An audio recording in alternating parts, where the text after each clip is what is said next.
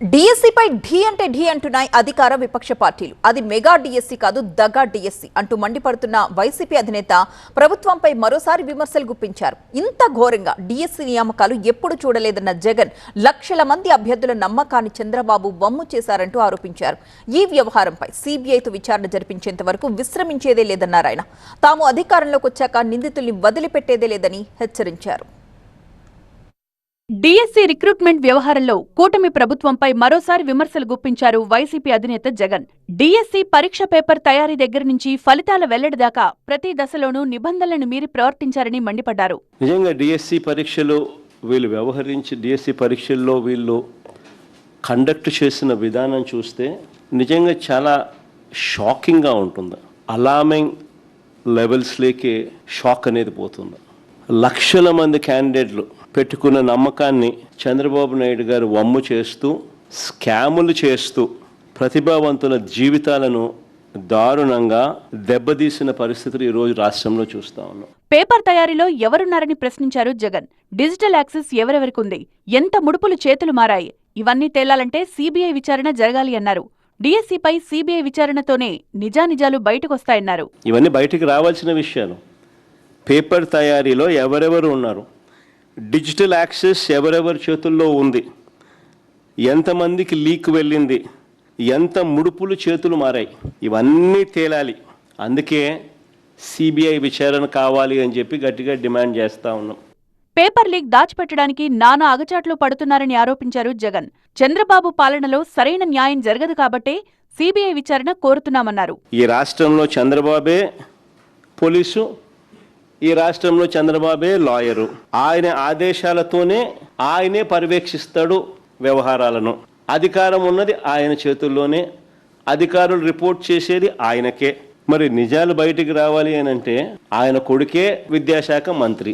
మరి నిజాలు బయటికి రావాలి అనంటే, విచారణ నిజాయితీగా జరగాలి అనంటే సిబిఐ లాంటి ఏజెన్సీ, థర్డ్ పార్టీ ఏజెన్సీ వస్తేనే కదా నిజాలు బయటకు వచ్చేది. స్పోర్ట్స్ కోటాలో ఒక్కో పోస్ట్ను 15 నుంచి 20 లక్షలకు అమ్ముకున్నారని ఆరోపించారు జగన్. బేరసారాలకు సంబంధించిన వీడియోను కూడా రిలీజ్ చేశారు. సార్ అట్లా కాదు సార్, అంటే ఎంతలో అవుతుంది సార్?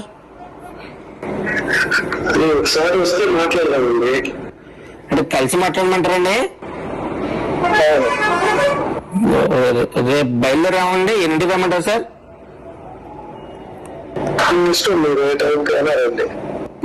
సరే సార్, ఇప్పుడు మా చెల్లి కూడా కావాలంటే నేను ఒక్కనే, మా బావ నేను వస్తే సరిపడు.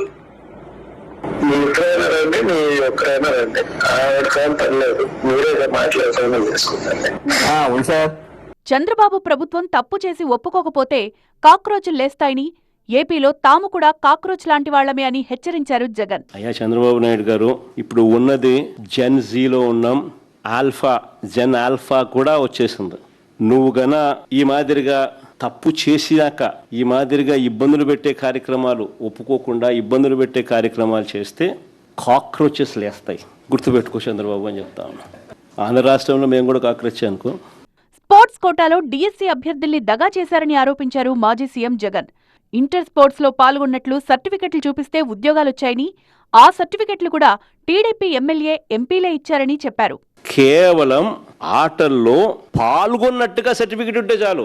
Forget about medals, forget about backup certificates, ఉద్యోగాలు ఇచ్చేసినాను. స్పోర్ట్స్ కూడా ఏంటి తెలుసా?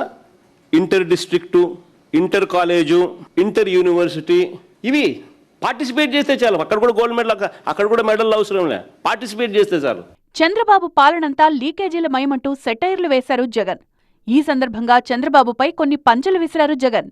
చంద్రబాబు నాయుడు గారిని ఒకసారి గమనిస్తే, ఒక అబద్ధానికి, ఓ మోసానికి, ఓ వెన్నుపోటుకి, ఓ దగాకి, ఓ స్కామ్కి, వీటికి చొక్కా ప్యాంటు గన తగిలిస్తే కనిపించేది చంద్రబాబే.